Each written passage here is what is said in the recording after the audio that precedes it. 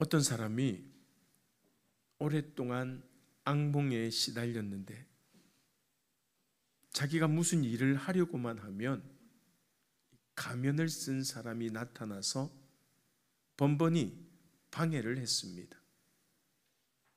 어떤 때는 자기가 애써 모아놓은 돈을 다 빼앗아 가버리고, 또 어떤 때는 먹고 있는 음식을 빼앗아 가기도 하고, 가족들을 아프게 하거나 다치게 하기도 했습니다. 그리고 어느 날은 자기에 관한 나쁜 소문을 퍼뜨려서 사람들에게 손가락질을 당하게 만들었습니다. 이 사람은 더 이상 견딜 수가 없어서 다음번 꿈에 나타나면 반드시 붙잡아서 정체를 밝혀야겠다는 마음을 먹었습니다. 드디어 꿈에 그 가면을 쓴 사람이 나타났는데 이번에는 자기 결혼식에 와서 신부를 데려가려고 하는 것입니다. 그래서 이 사람이 달려가서 도대체 너 누구야? 라고 하며 쓰고 있는 가면을 확 벗겼습니다. 그리고는 놀라서 그 자리에 주저앉고 말았어요. 왜냐하면 그 사람은 바로 자기 자신이었기 때문입니다. 정말 무서운 이야기 아닙니까? 늘 자기를 괴롭히고 걱정과 두려움에 떨게 하고 하는 일마다 방해했던 사람이 다름 아닌 자기 자신이었다니 말입니다. 더불어서 우리 마음 깊은 곳에 잠재되어져 있는 생각과 인생을 살아가는 태도에 대해서 다시 한 번 더 살펴보게 하는 이야기이기도 합니다. 사랑하는 여러분, 우리의 삶을 방해하고 힘들게 하는 가장 큰 요인은 우리를 둘러싼 환경이나 상황 혹은 다른 사람들이 아니라 바로 나 자신이라는 사실을 기억하시기 바랍니다. 주변을 한번 둘러보세요. 일부러 우리를 힘들게 하고 망하게 하려는 사람들이 도대체 얼마나 있겠습니까? 또 실제로 그렇게 할 수 있는 사람도 없어요. 결국 나를 힘들게 하고 실패하게 하는 사람은 시도해 보기도 전에 미리 걱정부터 하고 쉽게 포기하고 무조건 안 된다고 절망하는 나 자신이라는 사실을 알아야 한다는 것이에요. 우리가 지난 시간부터 살펴보고 있는 부흥이나 회복도 마찬가지입니다. 참된 부흥과 회복은 다른 누군가로부터 혹은 새로운 환경이나 제도로부터 시작되는 것이 아니라 바로 나로부터 시작된다라는 것이에요. 다시 말해서 하나님께서 우리를 부흥과 회복의 길로 인도하시는 것을 가로막는 가장 큰 원인도 우리 안에 곧 우리의 생각과 태도에 있다는 것입니다. 이사야서 6장 8절 말씀은 우리가 잘 알고 있는 사명에 관한 말씀입니다. 우리 같이 한번 읽어볼까요? 내가 또 주의 목소리를 들으니 주께서 이르시되 내가 누구를 보내며 누가 우리를 위하여 갈고 하시니 그때에 내가 이르되 내가 여기 있나이다 나를 보내소서 하였더니. 할렐루야. 여러분, 우리도 이사야처럼 하나님 앞에서 주님 내가 여기 있습니다 나를 보내어 주시옵소서 라고 담대하게 말할 수 있다면 얼마나 뿌듯하겠습니까? 또 하나님께서 얼마나 기뻐하시고 얼마나 귀하게 사용하실까요? 하지만 이렇게 자신 있게 사명을 감당하려면 반드시 전제되어야 할 조건이 있는데 이사야서 6장 5절 말씀에 보면 잘 나타나죠. 우리 같이 한번 읽어보겠습니다. 그때에 내가 말하되 화로다 나여 망하게 되었도다. 나는 입술이 부정한 사람이요 나는 입술이 부정한 백성 중에 거주하면서 만왕의 왕이 여호와이신 왕을 베었음이로다 하였더라. 무슨 말입니까? 먼저 가면을 쓰고 내 인생길을 가로막는 존재는 바로 입술이 부정한 나 자신이라는 사실을 먼저 자각해야 한다는 것이에요. 그리할 때 하나님께서 걱정하고 두려워하고 절망하는 우리를 회복시켜 주시고 이사야처럼 하나님 앞으로 담대히 나아가 쓰임받게 하실 줄로 믿습니다. 그러므로 오늘 말씀을 통하여서 먼저 우리의 부족함과 어리석음을 알고 전능하신 하나님만 의지함으로써 하나님께서 이루어 가시는 부흥과 회복의 주인공으로 거듭나는 저와 여러분들이 다 될 수 있기를 주님의 이름으로 간절히 소망합니다. 오늘의 본문의 주인공은 야곱입니다. 야곱은 우리가 익히 알고 있는 것처럼 그다지 훌륭한 인품을 가진 사람은 아니죠. 그래서 더 우리에게 친숙하게 느껴지기도 합니다. 그럼에도 불구하고 야곱의 인생이 귀한 것은 그가 삶의 고비마다 하나님께서 주관하시는 부흥을 경험했다는 것이에요. 야곱이 제일 먼저 부흥을 경험한 것은 창세기 28장에 기록된 베델 사건입니다. 어떻게든 형의 장자권을 가로채려고 안달복달하던 야곱은 마침내 어머니와 짜고 아버지와 형 에서를 속여서 장자권을 빼앗았습니다. 그런데 생각지도 못했던 문제에 부딪히게 되었던 것이죠. 어떤 문제입니까? 창세기 21장 41절 말씀 우리 같이 한번 읽어보겠습니다. 그의 아버지가 야곱에게 축복한 그 축복으로 말미암아 에서가 야곱을 미워하여 심중에 이르기를 아버지를 곡할 때가 가까웠은즉 내가 내 아우 야곱을 죽이리라 하였더니 이 녀석이 나의 장자권을 빼들어가 이제 아버지가 살 날이 얼마 남지 않았으니 아버지가 돌아가시자마자 내가 이 야곱을 어떻게 하겠다? 죽여버리겠다.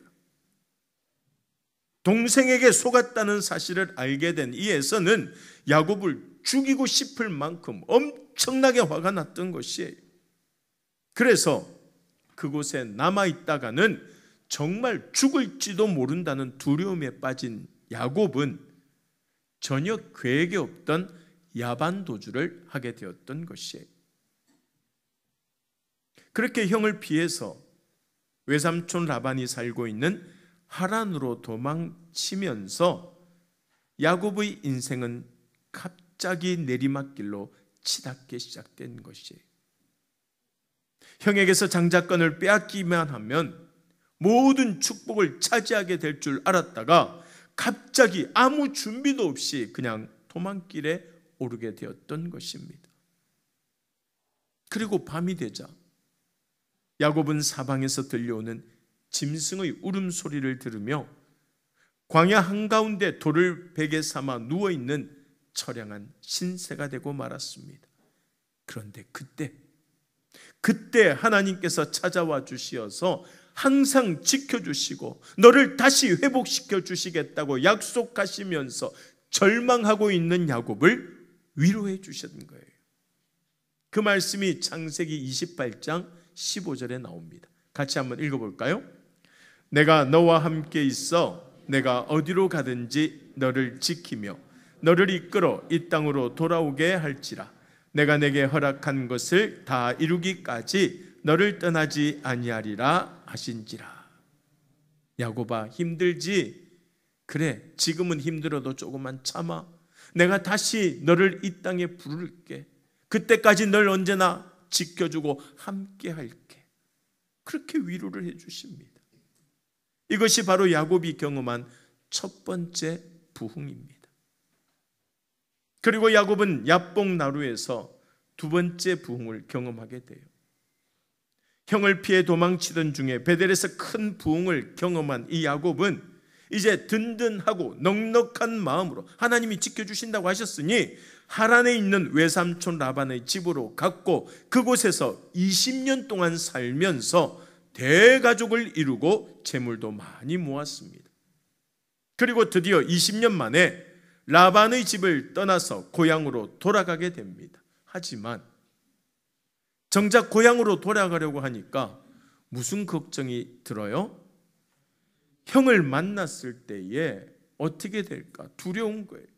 형이 나를 용서해 줄까? 아직도 나를 죽이겠다고 벼르고 있으면 어떻게 하지? 별의별 생각이 다 듭니다. 그래서 야곱은 야복나루에 홀로 남아서 밤을 새워 기도합니다. 하나님 좀 도와주세요. 그때 천사와 씨름하다가 허벅지 관절이 어긋난 후에 다시 한 번 더 큰 부흥을 경험하게 됩니다. 야곱은 그 감격을 뭐라고 고백하느냐? 창세기 32장 30절입니다. 같이 한번 읽어보겠습니다. 그러므로 야곱이 그곳 이름을 브니엘이라 하였으니 그가 이르기를 내가 하나님과 대면하여 보았으나 내 생명이 보존되었다 함이더라. 하나님 앞에 간절히 기도하고 자기 허벅지 관절이 아파서 어긋나는 그런 아픔이 있었지만 죽지 않고 살아났다는 거예요. 그리고 하나님이 함께 하신다라는 겁니다. 믿음과 확신이 생겼습니다. 그리고 나서 야곱은 형을 만났고 하나님께서 에서의 마음을 녹여주셔서 두 형제는 극적인 화해를 이룰 수 있게 되었습니다. 그 장면이 창세기 33장 4절 말씀입니다. 같이 한번 읽어보겠습니다. 에서가 달려와서 그를 맞이하여 안고 목을 어긋맞추어 그와 입맞추고 서로 우니라. 이게 죽이려고 했던 형의 모습입니다. 야곱아 하고 달려와서 그냥 안고 입맞추고 좋아해 주는 거예요. 하나님이 그 에서의 마음을 녹여주시니 에서가 변하게 된 거예요. 아마 야곱이 지금까지 살면서 가장 기뻤던 날이 아닌가라는 생각이 듭니다. 왜냐하면 일평생 지고 있던 그 두려움과 근심거리가 눈 녹듯이 다 사라져버렸기 때문입니다. 이제 그의 인생에는 더 이상 장애물이 없었습니다. 꿈에도 그리던 고향으로 돌아왔고 무서웠던 그 형과도 화해했으니 말입니다. 자, 그러면 이제 야곱은 어떻게 해야 할까요? 하나님과 어떤 약속을 했습니까? 다시금 그 땅으로 돌아올 것이다. 그 땅이 어디였느냐? 자기가 하나님 앞에 하나님 저 무서워요 어떡할까요? 고민하며 기도했던 그곳 바로 베델이었습니다. 그 소원했던 베델로 다시 올라가야 돼요. 그런데 화장실 들어갈 때 마음이 다르고 나올 때 마음이 다르다는 말처럼 야곱은 모든 문제들이 다 해결되고 나니까 하나님께 드렸던 그 약속을 완전히 까맣게 잊어버리고 말았습니다. 그래서 베델이 아니라 어디로 향하느냐? 세겜이라고 하는 곳을 향했고 야곱은 거기서 또 한 번의 시련을 겪게 됩니다. 창세기 34장 1절에서 2절 말씀입니다. 우리 같이 한번 읽어보겠습니다. 레아가 야곱에게 낳은 딸 디나가 그 땅의 딸들을 보러 나갔더니 히위 족속 중 하몰의 아들 그 땅의 추장 세겜이 그를 보고 끌어들여 강간하여 욕되게 하고. 그냥 베델로 갔으면 될 텐데 세겜이라는 곳에 가서 이런 사단이 또 난 거예요. 아버지로서 이보다 더 참담한 일이 어디 있겠습니까? 그리고 이 사건으로 분노한 야곱의 아들들이 그 성읍의 남자들을 다 죽여버리고 재물을 빼앗는 잔인한 복수를 하는 바람에 야곱 일가는 그 지역 사람들에게 몰살당할 위기에 처하게 되었던 것이에요. 베델로 가지 않고 세겜으로 향했던 야곱에게 찾아온 이 엄청난 고난 앞에서 야곱은 하나님 앞에 다시금 무릎 꿇습니다. 그리고 다시금 결단하게 되는데 이것이 바로 야곱이 경험한 세 번째 부흥이요, 오늘 우리가 읽었던 본문 말씀이에요. 그 중에서도 오늘 본문 3절 말씀 우리 같이 한번 읽어볼까요? 우리가 일어나 베델로 올라가자. 내 환난 날에 내게 응답하시며 내가 가는 길에서 나와 함께 하신 하나님께 내가 거기서 제단을 쌓으려 하노라 하매. 이제 깨닫는 거예요. 베델로 다시 올라가자라는 거예요. 이전에 야곱이 경험했던 두 번의 부흥도 중요하지만 이 세겜에서 경험했던 세 번째 부흥은 그의 인생의 가장 중요한 사건이라 말할 수 있습니다. 왜냐하면 이때를 기점으로 야곱의 관점이 완전히 달라졌기 때문입니다. 자, 특별히 6절과 7절 말씀 한번 보세요. 오늘 본문 6절과 7절 같이 한번 읽습니다. 야곱과 그와 함께한 모든 사람이 가나안 땅 루스 곧 베델에 이르고 그가 거기서 제단을 쌓고 그곳을 엘베델이라 불렀으니 이는 그의 형의 낯을 피할 때에 하나님이 거기서 그에게 나타나셨습니다. 아멘. 자, 여기서 두 가지를 여러분 주목해야 됩니다. 첫째는 베델의 다른 이름, 성경 지명으로 베델의 다른 이름이 뭐냐? 루스입니다. 루스. 아, 루스도 베델과 같은 이름이구나 라는 것을 여러분들이 아셔야 되고, 두 번째, 이 야곱이 베델을 떠났다가 다시 돌아와서 그 베델의 지명을 뭐라고 부른다고요? 엘베델로 불렀다라는 것입니다. 여러분, 베델은 무슨 뜻이에요? 그 이름 자체가 하나님의 집이라는 뜻이죠. 그런데 야곱은 여기에 하나님을 뜻하는 엘을 덧붙입니다. 엘이 하나님을 뜻하거든요. 자, 보세요. 그러면 베델이 하나님의 집이라면 엘베델은 무슨 뜻입니까? 밑에 적어두세요. 하나님의 집에 거하시는 하나님을 뜻하는 거예요. 하나님의 집에 거하시는 하나님. 여러분 한번 보세요. 이제 야곱은 하나님의 집이 아니라 그곳에 계시는 하나님을 바라보게 되었다는 것이며, 이것이 부흥을 경험한 야곱에게서 나타나는 결정적인 변화라는 것입니다. 생각해 보면 많은 사람들이 베델을 사모합니다. 하지만 엘베델에는 크게 관심이 없어요. 즉 하나님이 아니라 하나님께서 주시는 그 복을 받기 위하여 성전에 오른다는 것입니다. 하지만 이것은 하나님께서 이루시는 진정한 부흥이 아니라는 것이에요. 그렇다면 우리가 경험해야 할 진정한 부흥이란 무엇인가? 역대하 7장 14절 말씀 우리 같이 한번 읽어보겠습니다. 역대하 7장 14절입니다. 내 이름으로 일컫는 내 백성이 그들의 악한 길에서 떠나 스스로 낮추고 기도하여 내 얼굴을 찾으면 내가 하늘에서 듣고 그들의 죄를 사하고 그들의 땅을 고칠지라. 할렐루야. 우리의 시선이 세상에서 하나님께로 향하는 것, 우리의 관심이 세상의 물질과 즐거움에서 하나님의 뜻과 말씀으로 옮겨가는 것이 진정한 부흥이며, 그리할 때 하나님께서 우리의 죄를 사하시고 이 땅을 회복시켜 주시겠다는 것이에요.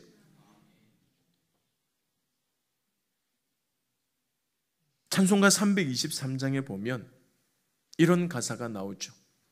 존귀 영광 모든 권세 주님 홀로 받으소서. 멸시천대 십자가는 누가 지고 가요? 제가 지고 가오리다. 눈물을 흘리며 이 찬양을 부르시던 어른들의 모습이 눈에 선한데 요즘은 예전만큼 이 찬양을 많이 부르지 않습니다. 왜 그럴까요? 자신이 없기 때문입니다. 존귀와 영광은 모두 주님께 올려드리고 나는 멸시와 십자가, 천대의 십자가를 지고 갈 자신이 없다는 것이에요.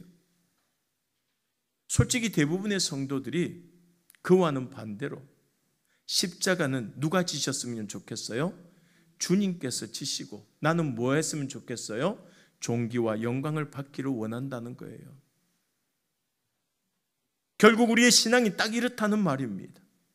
우리의 죄짐을 다 지고 십자가에 달리신 주님께서 다시 딱 한 번만 우리를 위해 희생해 주기를 원한다는 것입니다. 그래야 내가 복을 받고 그래야 우리 교회가 살아나지 않겠냐고 말입니다. 하지만 우리의 생명과 삶의 주인 되신 하나님께서 멸시와 천대를 받으시는데 우리가 어떻게 평안하고 기쁘게 살아갈 수 있겠습니까? 이 땅의 삶을 마치고 무슨 면목으로 하나님 앞에 우리가 설 수 있겠습니까? 사랑하는 여러분, 우리도 야곱이 경험했던 신앙의 부흥을 만나야 할 줄로 믿습니다. 그래서 우리의 관점이 베델에서 엘베델로 옮겨지고 하나님의 집에만 머물러 있던 우리의 관심이 그 집에 거하시는 하나님께로 옮겨지는 변화가 일어나야 할 줄로 믿습니다. 그리고 그런 부흥을 경험하려면 우리도 야곱처럼 첫 번째로 하나님의 주권을 인정해야 돼요. 뭘 인정하라고요? 하나님의 주권. 지난 시간에도 말씀드렸듯이 부흥은 인간이 아니라 하나님께서 주도하시는 것입니다. 그래서 야곱이 큰 시련을 겪은 후에 우리가 일어나 베델로 올라가자라고 선언하며 인생의 주권을 하나님께 맡김으로써 세 번째 부흥을 경험했던 것이에요. 근데 여러분, 오늘 본문 1절의 말씀 보면 야곱이 이렇게 선언하게 된 것도 사실 하나님께서 개입하셔서 그의 발걸음을 인도하셨기 때문입니다. 그냥 내버려 두신 것이 아니라 하나님께서 그 인생을 개입하시고 지켜주셨다는 거예요. 1절 말씀 우리 같이 한번 읽어볼까요? 하나님이 야곱에게 이르시되 일어나 베델로 올라가서 거기 거주하며 내가 내 형 에서의 낯을 피하여 도망하던 때에 내게 나타났던 하나님께 거기서 제단을 쌓으라 하신지라. 돌이켜보면 야곱의 인생은 늘 이랬습니다. 자기가 원하는 대로 살려고 했던 야곱과 그런 야곱을 쳐서 복종시키고 베델로 가게 만드시려는 하나님과의 싸움이 반복되었던 것이죠. 우리 인생도 마찬가지예요. 놀라운 것은 우리 인생, 우리 모든 인생의 여정 속에 세상을 창조하신 하나님의 은혜가 고스란히 담겨져 있다는 것입니다. 즉 혼돈과 공허와 흑암으로부터 천지를 창조하신 하나님께서 어지럽고 막막한 야곱의 인생과 보잘것없는 우리 인생에 빛을 주시고 일어나 베델로 올라갈 수 있도록 인도하셨다는 말이에요. 그래서 사도 바울이 뭐라고 고백합니까? 고린도후서 4장 6절 말씀 우리 같이 한번 읽어볼까요? 어두운 데에 빛이 빛이라 말씀하셨던 그 하나님께서 예수 그리스도의 얼굴에 있는 하나님의 영광을 아는 빛을 우리 마음에 비추셨느니라. 할렐루야. 온 세상을 창조하신 하나님께서 시련의 밤을 지나던 야곱과 예수 그리스도를 위해 고난의 길을 가던 바울을 위해 그리고 부족하고 연약하지만 그래도 믿음을 지키기 위해 고군분투하는 우리를 위하여서 친히 빛을 비춰주시고 인도해 주신다는 말씀입니다.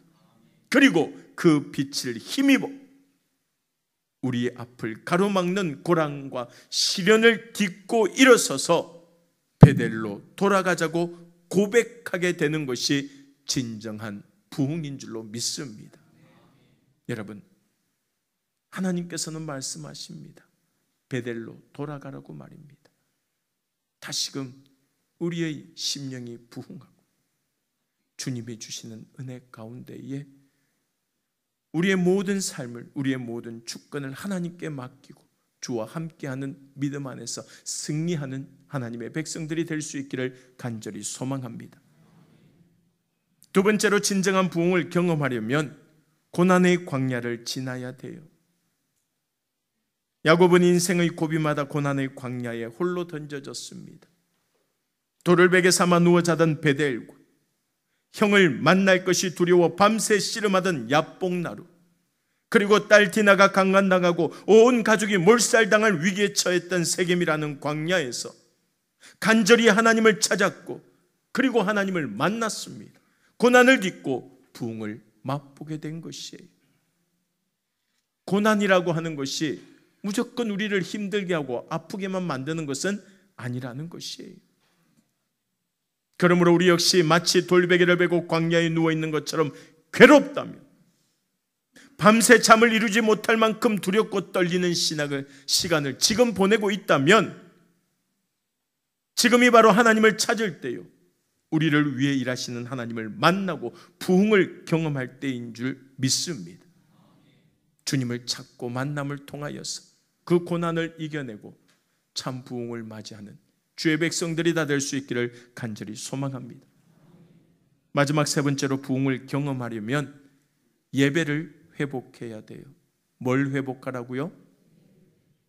본문 6절에서 7절 말씀에 보면 야곱이 베델에 이르러 제단을 쌓는 모습이 나오는데, 야곱이 베델에서 처음으로 부흥을 경험했던 창세기 28장 18절 말씀에도 예배 드리는 모습이 나와요.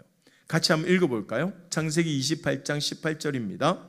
야곱이 아침에 일찍이 일어나 베개로 삼았던 돌을 가져다가 기둥으로 세우고 그 위에 기름을 붓고, 기름을 붓는다는 뜻이 뭐예요? 예배 드린다는 말입니다.